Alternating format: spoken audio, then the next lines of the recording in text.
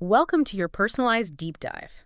Today, we're going to crack the code of what it really means to be an AI-fueled organization. Yeah. Not just, like sprinkling in some AI here and there, but Right. like baking it into the DNA of how a company works, Absolutely. makes decisions, and ultimately creates value. And we've got a ton of research and expert insights to really help us unpack this. Yeah, we're going to cut through all the hype and the buzzwords. Mm. This is not about replacing humans with robots. This is about how companies are really using AI to transform business models and create entirely new opportunities that maybe weren't even on the radar before. You'll walk away from this deep dive with practical strategies that you can use. Definitely. Some surprising use cases from the real world. Yeah, And I think most importantly, a really clear understanding of how leadership culture, the right skills, it all comes together to make this stuff actually work. the human element is so crucial. Yeah. All right. So let's just dive right in. What really stood out to you when you were looking at all this research? Well, I think one of the most fascinating things is that we're not just talking about incremental improvements here. Yeah. We're seeing companies achieve like dramatic transformations, almost like they're unlocking a hidden level in their business. Ooh, I like that analogy. Hmm. Okay, I need a real-world example to really wrap my head around that. Give me a company that truly embodies this AI-fueled approach. So one that really jumps out is Ping An. It's a Chinese company. They actually started in financial services. Okay. But get this, they've used AI to branch out into healthcare smart cities, even art creation. Wow. They're building these interconnected ecosystems all powered by AI, Yeah. and they're even spitting out some of these capabilities into separate businesses. So it's not just about improving what they're already doing. It's Right. like AI is acting as a catalyst to invent totally new things. Exactly, and they're blurring the lines between traditional industries. Right, like leveraging their data and expertise from finance to open up opportunities in healthcare and art. That's incredible. Yeah, it's pretty mind-blowing. Okay, so this can't just be about the tech, right? What kind of leadership does it take to actually pull this off? You need leadership that really gets AI's potential, not just in theory, but like practically. Mm-hmm. Someone like Piyush Gupta, the CEO of DBS Bank, he's been such a driving force behind their AI transformation. I've heard of him. Yeah. He's actively fostered this data-driven culture throughout the organization. I'm always curious about the journey, though. Did they just hit the ground running with AI, or were there some bumps along the way? Oh, there were definitely bumps. Even Gupta admits that some of their early AI efforts were outright failures. Really? But instead of seeing those as setbacks, he used them as learning experiences. Okay. That kind of adaptable leadership is essential. You have to embrace the successes, but also the lessons learned from the things that don't work out. So it's about taking risks, experimenting, and having that fail fast, learn faster mentality. Absolutely. And Gupta didn't stop at his own understanding. He empowered teams at all levels to experiment with AI. They even created their own skunkworks projects to try out new ideas. Interesting. And of course, he invested heavily in the data infrastructure and the cloud migration that was needed to actually support all these initiatives. So it sounds like a real culture shift is needed, where the entire organization becomes comfortable experimenting and innovating with AI. Exactly. It's not just about a few data scientists in a room somewhere. It's about everyone. Right. And that brings us to skills. Does everyone need to become a data scientist to work in an AI-fueled organization? Right. That's the big Well, question. what kind of skills are we talking about here? So while not everyone needs to code algorithms, companies do need to invest in upskilling their workforce. Makes sense. And that means both technical and non-technical roles. Okay. The goal is to have people who understand AI's potential and how to leverage it in their specific jobs. Right. A good example is Airbus. They actually retrained over 1,000 employees in AI-related skills as part of their digital transformation. So it's about equipping people with the tools to work effectively alongside AI. Exactly. It's about developing what they call T-shaped skills. Oh. Deep expertise in one area, combined with a broad understanding of AI principles and applications. I like that. T-shaped skills. Yeah, it's a good visual. Okay, so we've got leadership pushing for a data-driven culture. We've got a workforce that's being upskilled to actually leverage AI. But let's get to the bottom line here. Is this all just about efficiency, or can AI actually be a tool for strategic advantage? This is where it gets really interesting. Okay, AI isn't just about automating tasks and cutting costs. right. It can be a powerful engine for innovation and growth. I love that. Companies like Toyota, they're using AI to create entirely new value propositions. Oh, give me an example. I'm all ears. Okay, so Toyota is developing something called their Guardian system. And instead of going all in on full autonomy, Okay. they're using AI to augment driver capabilities. So think of it like a super smart co-pilot that helps prevent accidents. So they're not just building a self-driving car, they're using AI to redefine what it means to drive safely. That's a whole different game. Yes, exactly. And it's a strategic move. It lets them tap into a market that wants safer cars now, rather than waiting for full autonomy to be ironed out, which who knows when that'll be. This is what I'm talking about. They're not just asking, how can we do what we're already doing better? They're asking, how can we use AI to do something completely different and redefine our place in the market? That's the hallmark of an AI-fueled organization.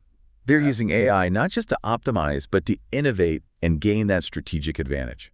Okay, so I'm sure there are tons of different ways that companies are applying this. Can we dive into some more specific use cases across different industries? Absolutely. Let's start with Retail Kroger's 84.51 subsidiary. Okay. They're using AI for personalized offers and supply chain optimization. Wow. So they're analyzing mass amounts of customer data to provide highly targeted recommendations and also optimize their inventory and logistics. So it's about using AI to deeply understand customer needs and then using that knowledge to create a more responsive and efficient business. Precisely. And it's not just customer-facing applications. In manufacturing Seagate, a disk drive manufacturer, Okay. they're using AI for automated visual inspection of their products. Interesting.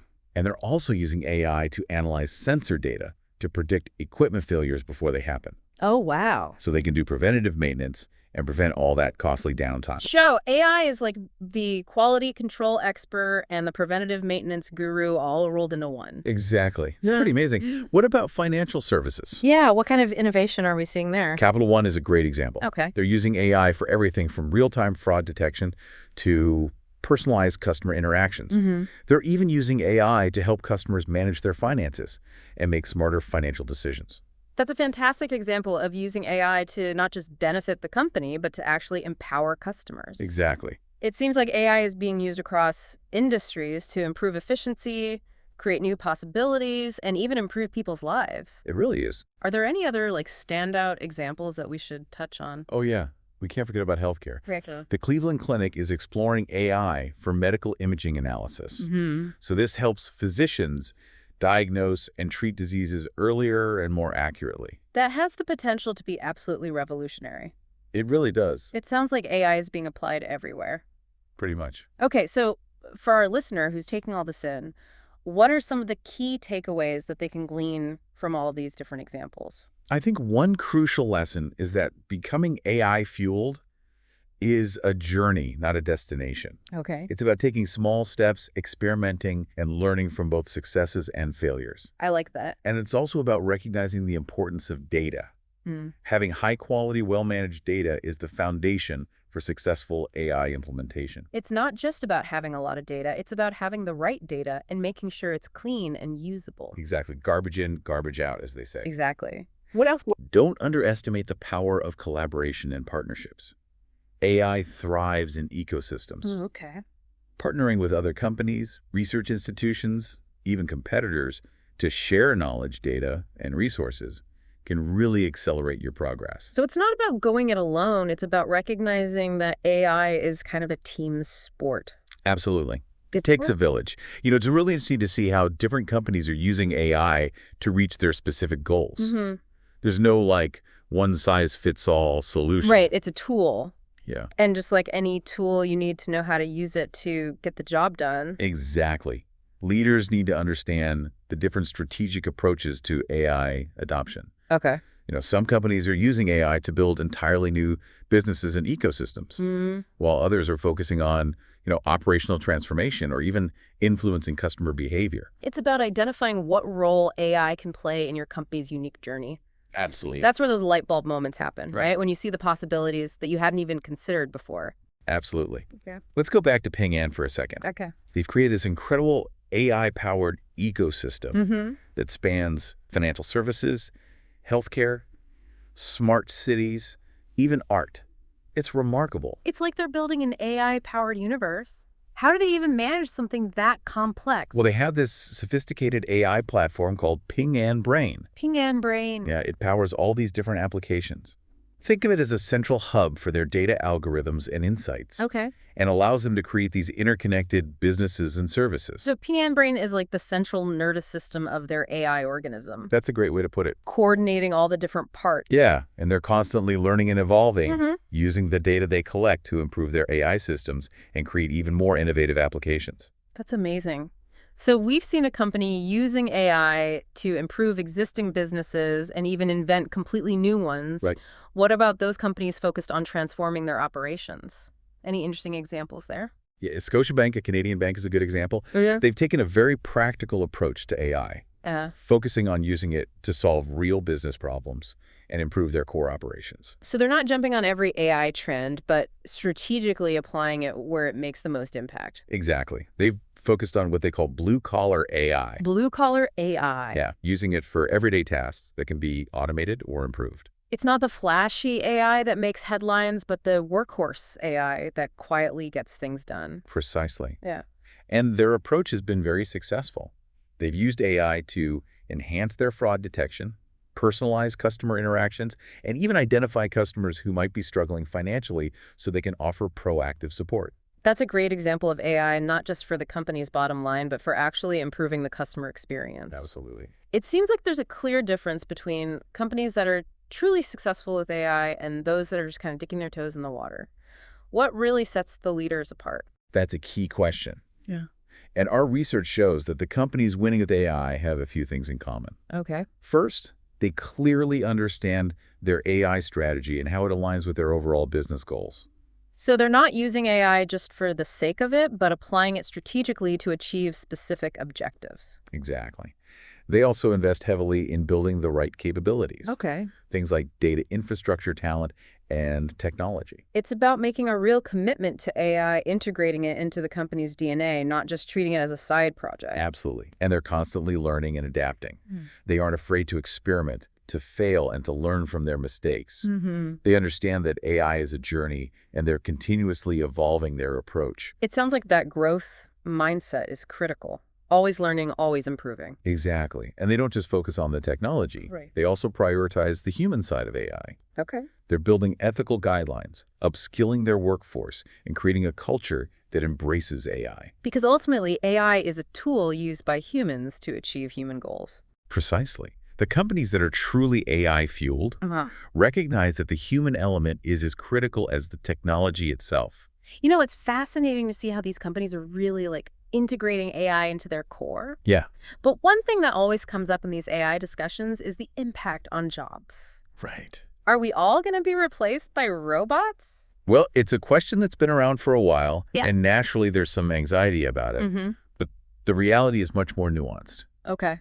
AI will definitely automate some jobs, Right. but it will also create new ones, and many existing jobs will be transformed. Okay. The key is to be ready for those changes. So instead of fearing the robot takeover, we should focus on how to adapt and thrive in this AI-powered world. Exactly. That means developing skills that are uniquely human and difficult for AI to replicate. Like, what kind of skills are we talking about? Things like creativity, critical thinking, emotional intelligence, complex problem-solving collaboration, Mm-hmm. the skills that make us human. The soft. Exactly. And it also means a willingness to learn and adapt throughout our careers. Right. You know, the jobs of the future might not even exist yet. That's true. So we need to embrace lifelong learning and be open to new challenges. It's like they say, the only constant is change. Right? And that's even more true in this age of AI. Absolutely.